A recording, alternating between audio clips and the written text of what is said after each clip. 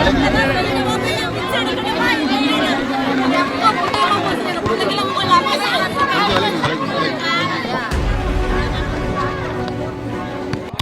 ஒரு வேலை வெட்டிக்கு போய் கூலி வேலை செஞ்சுதான் நாங்க இப்ப பொழைக்கிறோம்.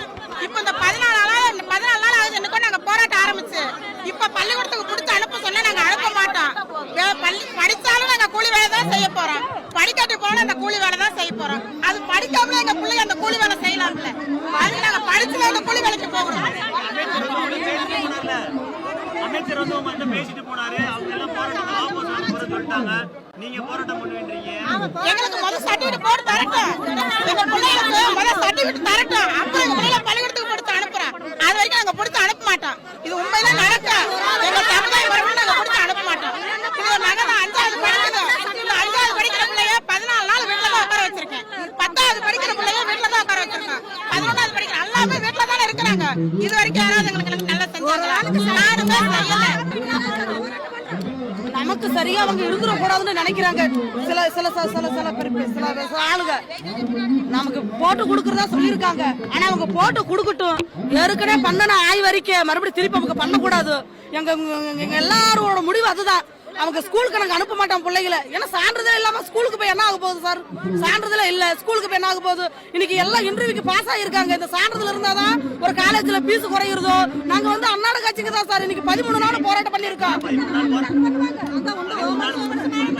13 நாள் போராட்டம் பண்ணீங்க. இன்னைக்கு வந்து அமைச்சர் வந்து நேர்ல பேசினா நாங்க போராட்டத்தை கைவிடுறோம்னு சொல்லி நேத்து சொல்லி நாங்க தற்செயலா தான் சார் நிறுத்தி இருக்கிறோம். நாங்க வந்து தொடருவோம் போராட்டம். எங்க கையில சான்றிதழ் வரணும். சான்றிதழ் அவங்க கண்டிப்பா கொடுக்கணும்.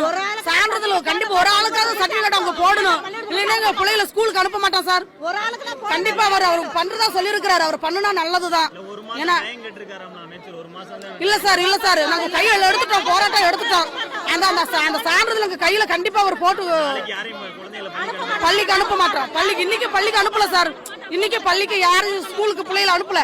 1ல இருந்து 12 வரைக்கும் யாரும் ஸ்கூலுக்கு போகல, காலேஜுக்கு யாரும் போகல. ஏன்னா எங்களுக்கு இந்த படிப்புன்றது எங்களுக்கு வாழ்வாதாரமே அதான். எங்களுக்கு அதான். ஏன்னா இல்ல சார் அதான் சார் நாங்க அவங்க என்னன்னா இல்ல சார் போராட்டத்தை நாங்க வாபஸ் வாங்கல. இன்னைக்கு பிள்ளைங்க ஸ்கூலுக்கு போகல, நாளைக்கு ஸ்கூலுக்கு போக மாட்டாங்க. இதுல ஒரு முடிவு கிடைக்கணும் சார். இதுல வந்து ஒரு முடிவு இருந்தாதான் நாங்க அனுப்புவோம். 2023 அந்த ஜிஓ 1 நாங்க கொடுத்தோம். அரசு ஆணை போட்ட ஜிஓ பெற்றோர்கள் இருந்தால் மாணவர்களுக்கு கொடுக்க வேண்டும் சொல்லி ஒரு ஜிஓ இருந்தது. அதுவும் கொடுத்தோம். இந்த கலெக்டர் அம்மா சங்கீதா இருக்கிறப்பயே முன்னால் உள்ள ஆடிஓட்ட ஜாய் சான்று வாங்கியிருந்தோம். அதே நாங்க கொடுத்திருந்தோம். ஐயா அதை எடுத்துக்கிட்டு இதை பரிசீலனை பண்றேன் அப்படின்னு சொன்னாரு. அதனால நாங்க அந்த மனுவை கொடுத்து எங்க கோரிக்கையை சொன்னோம். அதுக்கு ஐயா என்ன சொன்னா, ஐவர் குழுவை போறதுக்கு கொஞ்சம் பரிசீலனை பண்றேன். ஏன்னா இந்த ஜிஓ கையில இருக்கு. ஆடியோமா போட்ட சர்டிபிகேட்டும் கடந்த ஆடியோமா போட்ட சர்டிபிகேட் இருக்கு. ஆனா இந்த கலெக்டர் அம்மா இருந்த தலைமையில தான் போட்டது. அப்ப நான் கலெக்டர்கிட்ட பேசுறேன், தமிழக அரசுகிட்டையும் பேசுறேன், ஐயா முதல்வர் மு க ஸ்டாலின்ட்டையும் இதை பத்தி எடுத்துரைக்கிறேன்.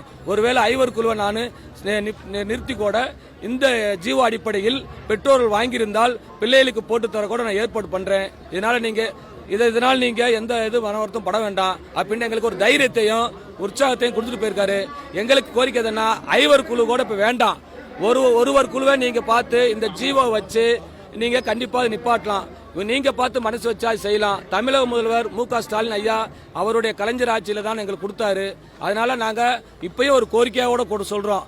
இப்போ உள்ள ஜிஓ அந்த பெற்றோர்கள் வாங்கியிருந்தா பிள்ளை கொடுக்குற மாதிரியும் இப்போ உள்ள ஜிஓ ஆர்டர் பிரகாரம் நாங்க வாங்கியிருக்கிற பிரகாரம் பார்த்து ஐவர் குழுவை கொஞ்சம் நிறுத்தி கூட எங்களுக்கு ஜாதி சான்றில் காட்டு நாயக்கன் ஜாதியில் போட்டு தரணும். இது எங்க பொதுமக்களுடைய, பெண்களுடைய, மாணவர்களுடைய எல்லாருடைய கோரிக்கையாகவும் இந்த தமிழக அரசுக்கு நாங்க முன்வைக்கிறோம். நன்றி. என் பேர் கண்ணன், காட்டு நாயக்க சங்க பொருளாளர்.